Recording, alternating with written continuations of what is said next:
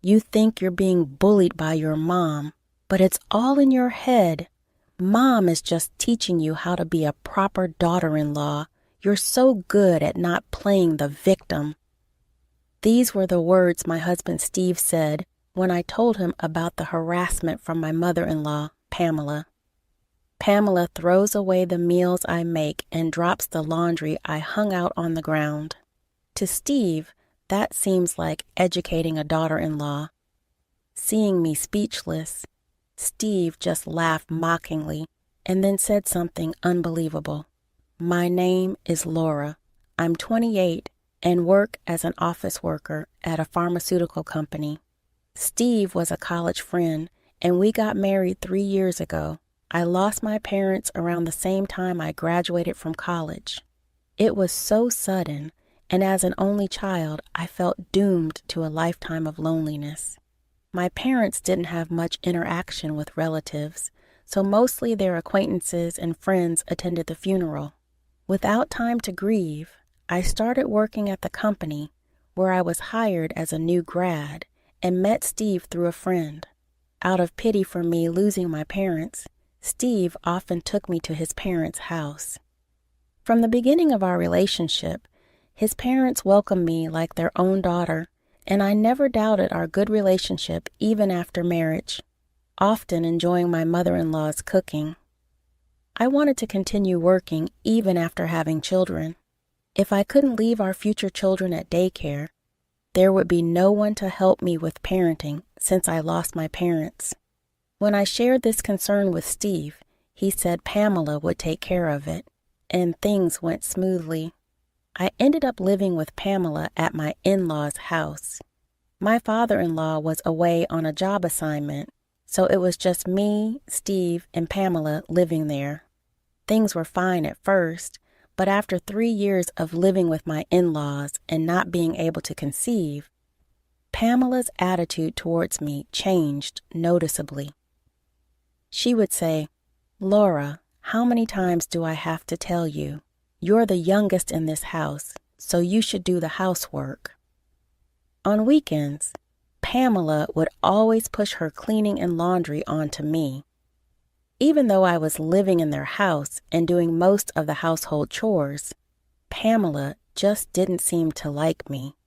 She would purposefully drop my freshly laundered clothes in the yard and dirty the washed dishes, making me wash them again.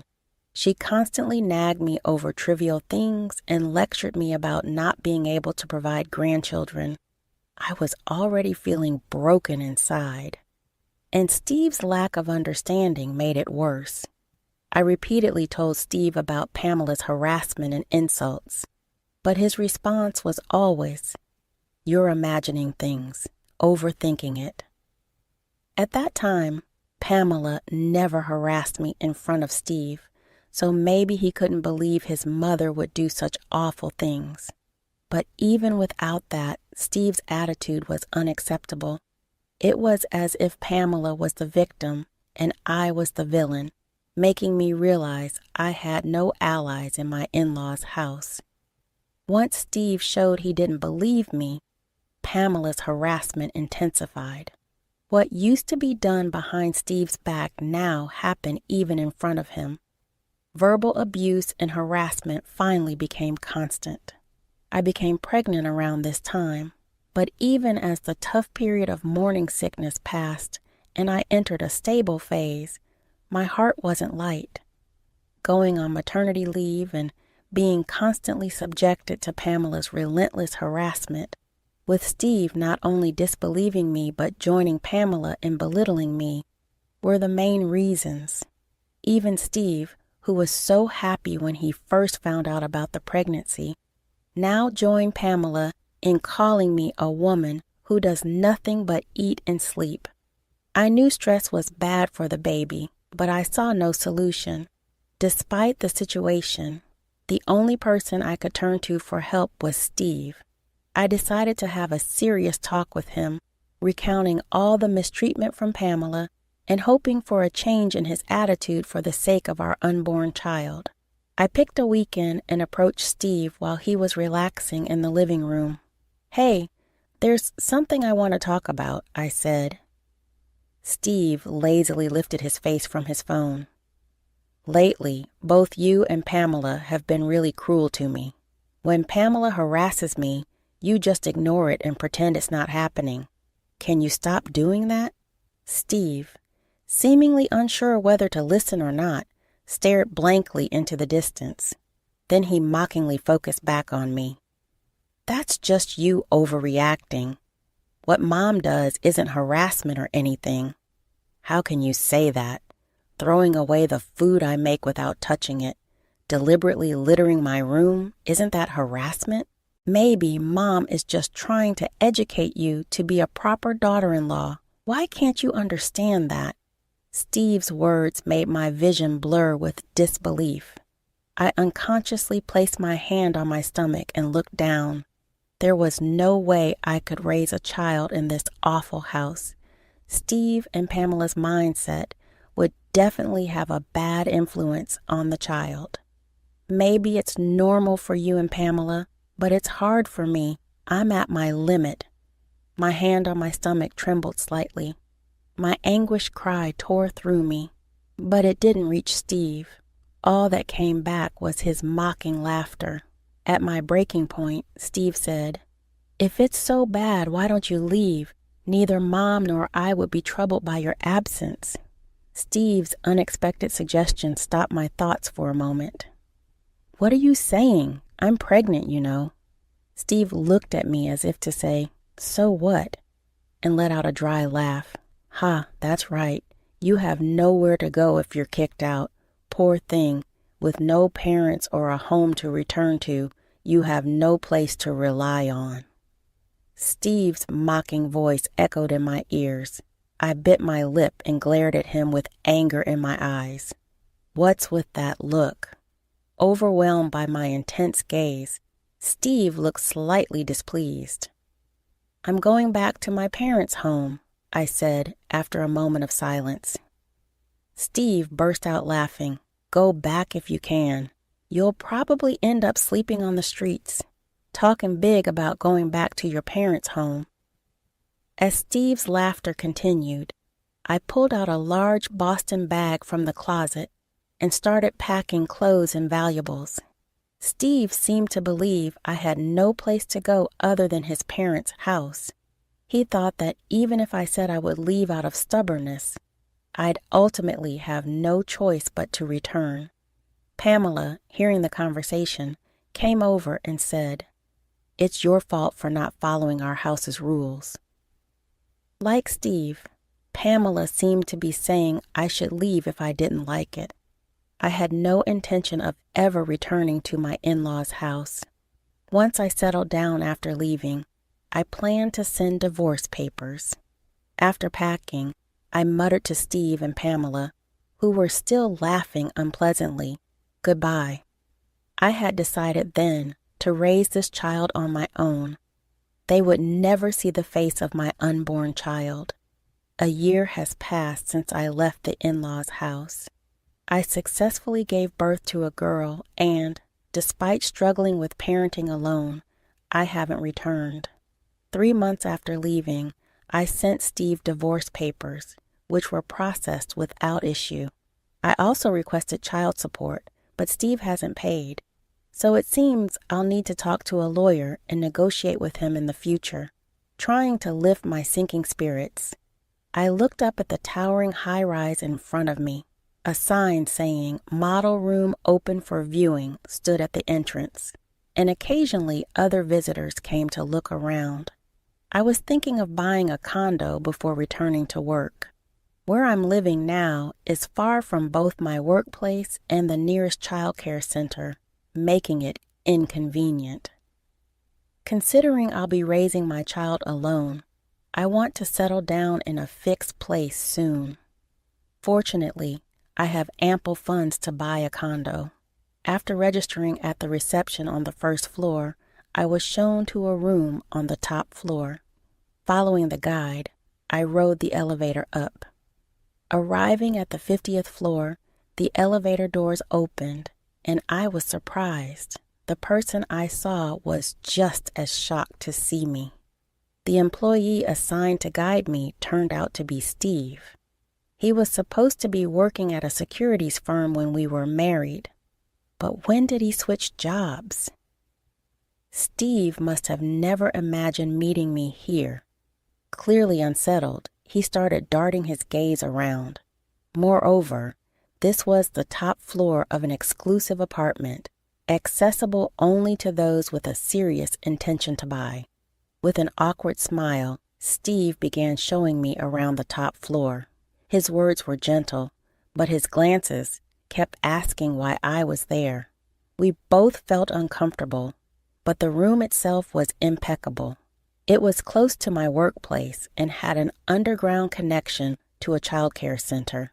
As expected of a luxury high-rise, it boasted a park in the courtyard and a 24-hour supermarket underground, an ideal environment where I could definitely raise my child on my own.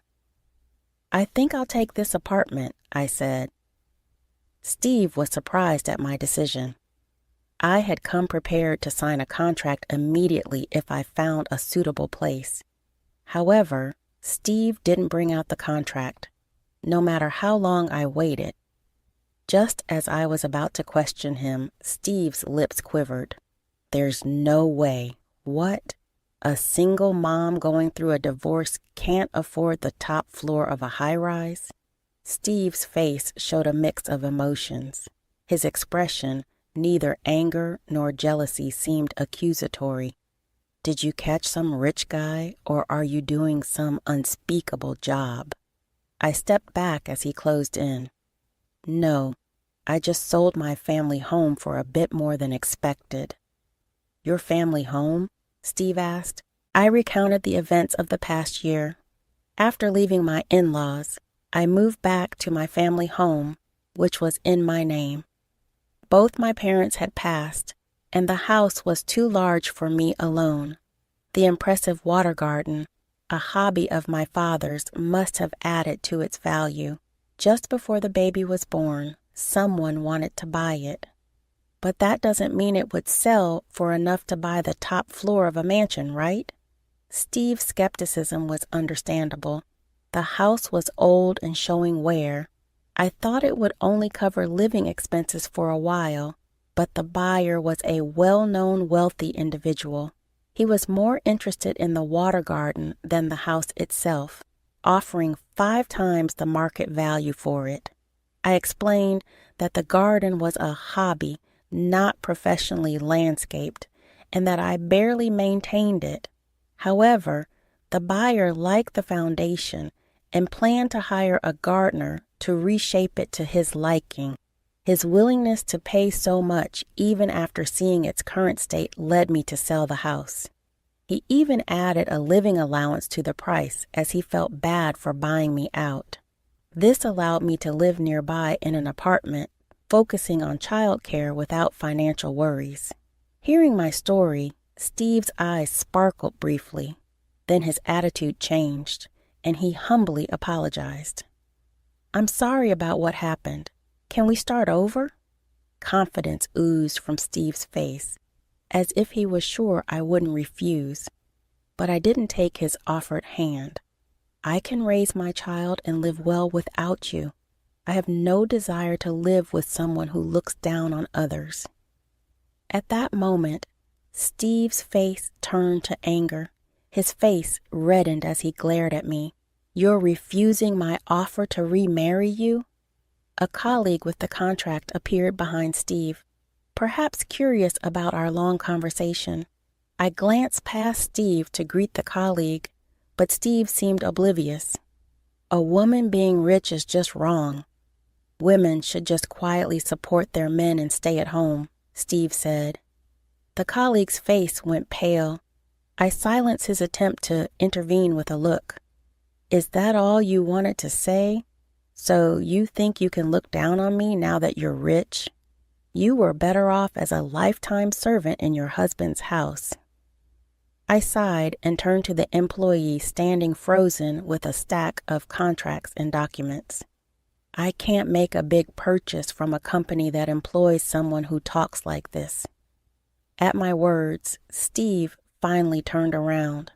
The employee, realizing he was being addressed, rushed over and effusively apologized, almost scattering the documents in his haste. "I'm so sorry. My subordinate was incredibly rude to you. Come on, you apologize too," he urged his boss. Steve seemed to finally grasp that things were going badly. He apologized repeatedly, along with his boss. "Please stop," I commanded. The two instantly looked up. "I won't buy it anyway. I'm sorry. I'll look at other apartments." Their expressions turned to despair at my words. "Wait, I take back everything I said. Just sign this contract. Do you really think I'd make a deal that benefits you after all you said?" Steve looked defeated. The outcome was clear. It was a loss for Steve, who knew nothing but to look down on others, and the boss, who probably hoped that our being ex-spouses would smooth things over. Hearing Steve's pathetic state, I didn't feel much sympathy. I liked everything about the apartment, its location, its layout, but it couldn't be helped. I didn't want to spend my money at a company with such people. Leaving them, I bowed and left the room. No one saw me off as I rode the elevator alone out of the building. I didn't look back as I walked away, searching for another model apartment. Later, I heard through Pamela that Steve had not only lost the big contract for the top floor of the high-rise, but also faced a pay cut and demotion for his verbal abuse towards me, a client, leading to his resignation. After resigning, Steve struggled to find another job, resorting to alcohol and gambling, with Pamela taking care of him. I once met Pamela at the supermarket. "My son isn't working and stays at home, taking his anger out on me. I'm sorry for everything. Please remarry him and come back," she pleaded. I quickly responded, "Why don't you leave the house if it's so bad?" Pamela's face fell in despair, and I felt a slight sense of relief. I purchased an apartment in a different building and returned to work after putting my child in childcare. The money from selling my family home was more than enough to raise my child. But I loved my job and was asked to return, so I did. With a recent promotion, I'm now living a fulfilling life, juggling work and childcare,